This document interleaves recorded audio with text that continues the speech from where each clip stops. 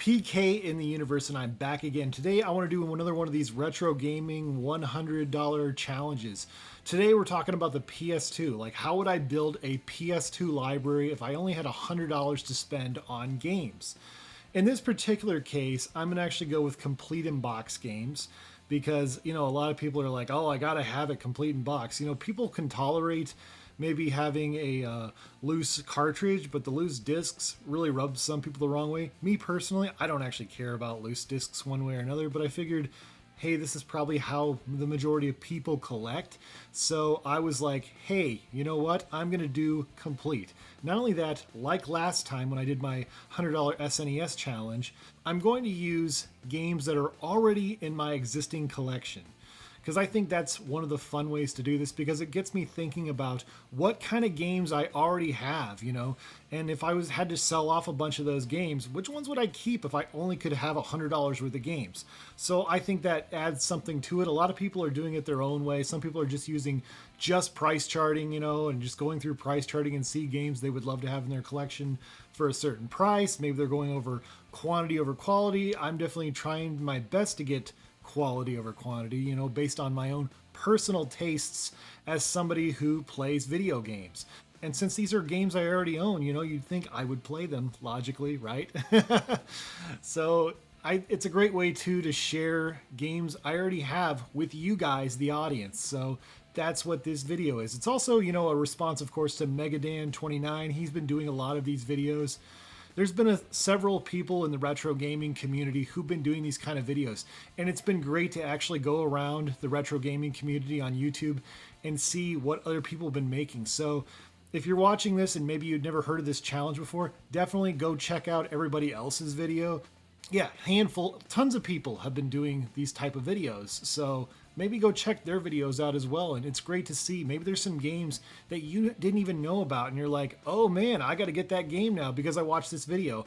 And it's been really cool, again, to see what everybody else has picked. So here we go. So let's go over these games. I actually picked out 7 total games. Yeah, not a lot of games, but I think if you had just these games on your PS2, you could be pretty entertained for quite some time. So here we go.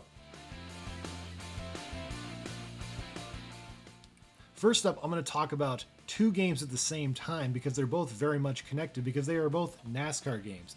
First, you have NASCAR Dirt to Daytona, and you have NASCAR 2005 Chase for the Cup. NASCAR Dirt to Daytona is one of my favorite NASCAR games of all time, and it's the more expensive one at $12. It's a little more sought after than NASCAR 2005. NASCAR 2005 is a much more common game. NASCAR Dirt to Daytona basically is the last NASCAR Heat game from Infogrames. And then, of course, the NASCAR Heat series was revived later on, but this is like the last true NASCAR Heat game from back in the day. What's cool about this game is it has 4 different series. It has the NASCAR Dodge Weekly series, which is a modified version of the NASCAR Dodge Weekly series. Like, I think typically you stay at the same track in the real Weekly series. But in this series, you actually go to a bunch of different tracks, and it's an all dirt track racing series. And you basically, you run late model cars or whatever on dirt. And I think it's one of the most fun experiences I've ever experienced in a NASCAR game. There's so many cool things about it. Like, it's a regular little career mode. And you start, dirt track racing. Then you go to the modified series. It was called the Featherlight Modifieds at the time. Now it's the Whelen Modified Tour. The Whelen Modified Tour. Whelen, how do you say it? Words are hard. Then you go to the Craftsman Truck Series. Right now, it's actually called the Camping World Truck Series, but they're actually going back to the Craftsman name next year for the first time in I don't know how many years. And then you go from truck to cup, which is an interesting career path. Now, there are drivers who have gone from truck to cup. In fact, this year, Todd Gilliland actually went from the Truck Series to cup. And Kurt Busch and Carl Edwards both did, and they went on to have very successful NASCAR careers. Yeah, so going from truck to cup is unusual, but it does happen all the time. Travis Kvapil and Brendan Gaughan were also guys who went from truck to cup. And we'll get into talk about Travis Kvapil later, actually, in the next game, because he's in this one too. Yeah, I particularly really love the career mode because you actually get to modify your vehicles. Growing up, I actually used to play a little NASCAR on the PC actually quite a bit. I used to play the NASCAR 1999 edition, which actually had Truck, the Busch series. It's called the Xfinity series nowadays, and Cup. So a console game that had 4 series, a console game at that, was just unbelievable at the time. This was something else.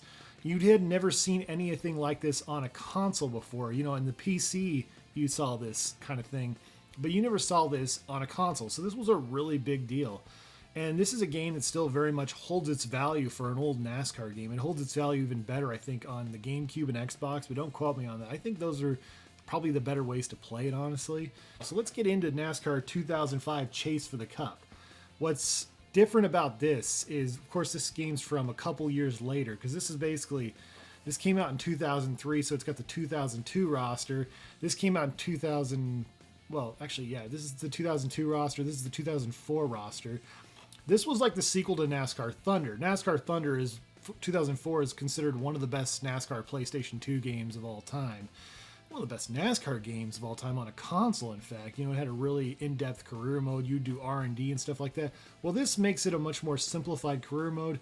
And of course, you know, you're doing this fight to the top thing, you know, and the chase for the cup had just come out. You know, a playoff system in NASCAR had never really happened before. So it was a big deal. So EA really embraced that aspect of it. And this is, you know, you had rivalries and, you know, an intimidation button and drafting button, of course. It's an interesting premise. It starts out, you do a street race with Ryan Newman. Ryan Newman actually just officially, I guess, retired last year. Well, unceremoniously. He just never found another ride. But of course, Kevin Harvick is on the cover. Kevin Harvick is still driving to this day. And so is Kurt Busch, who's also in this game. Almost everybody else is retired. And, interesting too enough. Of course, they're both in this game as well, I believe. And also, Matt Crafton is driving the 88 truck in this. He still drives the 88 truck to this day. He is a series regular in the truck series. He's a guy who took a long time to win a race. Like, he started out in the early 2000s, didn't win his first race till 2008. You'd think, oh yeah, that's a career there. Ended up going on to win 3 championships in the truck series, even one as recently as 2019. And it was a winless championship. Yeah, I know, that's totally weird, right? It's just absolutely unbelievable that he's still racing and that he was in this game. And that's something else. Funny enough, in this game, he's driving the 6 truck. He drove the 6 truck for 2 years for Kevin Harvick, of all people. Ironically, he was fired because he was consistent. You know, he finished like top 5 in points, but never won any races. Yeah, and of course didn't go on to win till 2008. So one thing I love about NASCAR games, the story, the drivers, it's a window in time. That's what you get from NASCAR games, is this interesting window in time. Just let me go over the series real quick. In this, you start out in the modified series. There's no Dodge Dirt weekly series, which would have been cool. But, you know, maybe, 5, what do you call it? It's just too much to ask. So you start in the modified series. You go up to the truck series, then you go to the Busch series, which is called the Xfinity series nowadays, but they called it the NNS series, NASCAR National Series, because they couldn't use Busch beer. And funny enough, though, it says Busch series on the back of the cover right here. You know, they could use it apparently on here, but they couldn't use it on there. I think it was to keep the E rating and whatnot. Race production cars against other drivers in this, you know, as like charity races and stuff like that. The rivalries thing is really cool. This was kind of, I feel like these 2 games are like the total peak of NASCAR PlayStation 2 games, honestly. Now, NASCAR, I did not care for NASCAR 06 and 07. 06 started like the total team control where you could basically like switch between drivers on different teams and stuff. Oh yeah, this was the first NASCAR game you could actually own a race team. You could like own a race team in all 4 series. So that was really different. The downside is if you owned that team in that series, you couldn't drive for another team. So that's something I didn't much care for, honestly. And it's something I wish they had put in NASCAR games back in the day. Now I want to tell you one other little tidbit. I know I'm probably boring the crap out of some people with NASCAR stuff, but this is a strange thing that nobody ever talks about, is the fact that Travis Kvapil, who was a truck series driver. He was the guy I was telling you, he was a truck series driver who went from truck straight to cup, basically, in a nutshell. He is in this game twice. He's in the truck series and he's in the cup series. But here's the twist. He wasn't racing in the Cup Series in 2004. He wouldn't go on to the Cup Series. He drove for Roger Penske in the 77 car, ironically replacing Brendan Gaughan, who also was a truck to Cup guy. But he later on would go on to drive the 28 car for Yates Racing. Here's the thing. He's in the 28 car in this many, many years before he actually went on to actually drive the 28. And there's an interesting story behind this. He was driving for Bang Racing for 1 year. Him and Mike Skinner, who were both truck champions in 2004, were driving for this team called Bang Racing, which was a brand new Toyota team. And this team was partly co-owned by Larry McReynolds. Why that is important, you're probably wondering. Well, Larry McReynolds used to be the crew chief for Davey Allison, who was tragically killed in a helicopter crash, and the number was 28. So that's why Quapple is in the 28 in this game. They were going to have a Cup team, and it was going to be a Dodge, though, even though in this game it's a Ford, which was what Davey Allison drove back in the day. It was going to be a Dodge. It was going to be the number 28, and Ward Burton was going to drive it with Net Zero sponsorship. Both Ward and the team were both actually at Haas CNC, which is a team that would go on to become Stewart Haas Racing years later. And this is one of those things that nobody seems to talk about at all. Like, why the heck is Travis Quapple at the 28 when he wouldn't go on to drive the 28 for many, many years later? Yeah, I just wanted to talk about that because I've never gotten to talk about that in a video. Anyways, I've gone on way too long in regards to these NASCAR games. They're both solid games, and they both have racing series that have some overlap, but overall, you get a lot of value. I mean, these are like, 20 season series. You could play these for a very long time. These are so much depth for a NASCAR game. Anyways, I've gone on way too long about NASCAR. That was ridiculous. So let's get into some more games. Next, we got Snoopy versus the Red Baron. Snoopy versus the Red Baron. This game, I am not a fan of games where you have to fly a plane. In fact, I don't like them at all. Yeah, I have a hard time playing those games. I don't know what it is. I hate to say it, but I really wasn't born to fly, which is ironic because I was in the Air Force and whatnot. I was a cook, but anyways, yeah. This game though, it's a chill flying game. Honestly, no, not to say there's challenging moments, but I don't know what it is. This is a charming flying game that I can actually like and can have fun with. It says cartoon violence. It's got, so it's rated E10. I don't know why it's rated E10. Honestly, it shouldn't be rated E10. It's a fun little game. My first experience with this game was actually borrowing it from the public library. They even had like the Player's Choice or whatever, or Greatest Hits version or whatever there, and I actually got this, and I was like, I got the regular black version label. So yeah, Snoopy versus the Red Baron. If you have a PS2 and you're like, man, I can't stand flying games, but I really like to get into them, this game might be for you. Up next, we got a little bit of a life simulator. A dog's life simulator. A dog's life is something else. These graphics are just so, early PlayStation 2 graphics. And there's just some moments where you're just kind of like, oh my gosh, what were they doing with this game? But it's something else. And it's rated T for crude humor, I guess. And there's some silly things where, like the dog pees on things and he's like sniffing around. But basically, yeah, you just kind of go around helping people. The ending is like really messed up. I don't want to spoil the ending for you. Go look it up if you want to know. But yeah, Dog's Life. This was like a $15 game, something like that, I think. But yeah, I was like, I'm going to get this. My son actually loves playing this game, so that's why I included it in here, because I thought, oh, he would like that.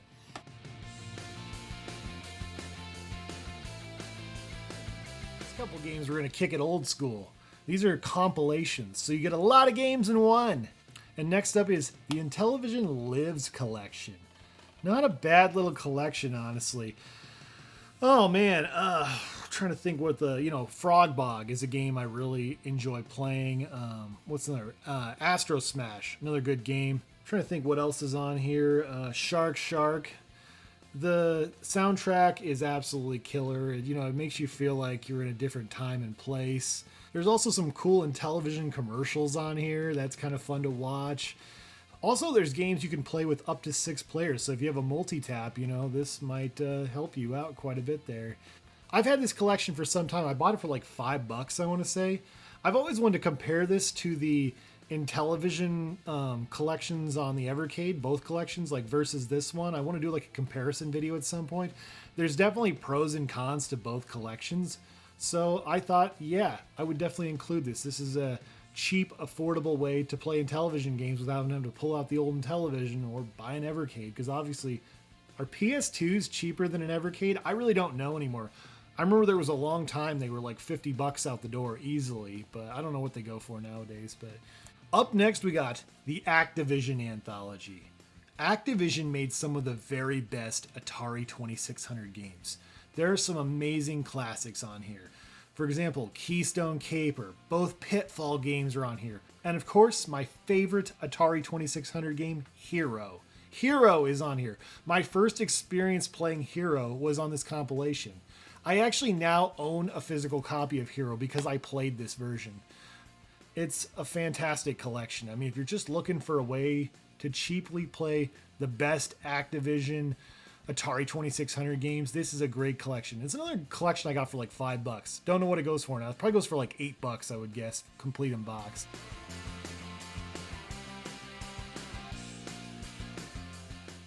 Now I decided I have to include at least one heavy hitter. Got to have one real, solid, expensive-ish game. It's not too expensive. It's like $30. A lot of people, when they think of Sony, they think of Spider-Man. So I was like, I gotta have a Spider-Man game in this list. So I picked what is arguably one of the very best Spider-Man games, Ultimate Spider-Man. Ultimate Spider-Man is like a comic book come to life. And it's got a whole bunch of interesting things about it. What's really cool, of course, is you can play as both Spider-Man and Venom. It is a game that's pretty historically significant. It led to other Spider-Man games like this. Spider-Man, the Shattered Dimensions, and yeah, it's this is a fun game. The bosses are kind of hard, I guess, but overall, it's a game I was like, I want this in the collection because I want a Spider-Man game, and I thought, why not better than a comic book come to life? So there you have it, folks. Those are the games. If I only had $100 to spend, this is what I would spend my money on to buy PS2 games. And I bet you're wondering, how much did I actually spend? Well, I did the math. It was $99.94. I was 6 cents off. So close. But anyways, what are your guys' thoughts? Have you made a video about this particular subject? Or will you make a video response? I don't know. Tell me what games you would buy on PS2 if you only had $100 to spend. Comment below. I'd love to hear what you have to say. Thank you guys so much for watching, and stay awesome in this universe. Thanks. Bye.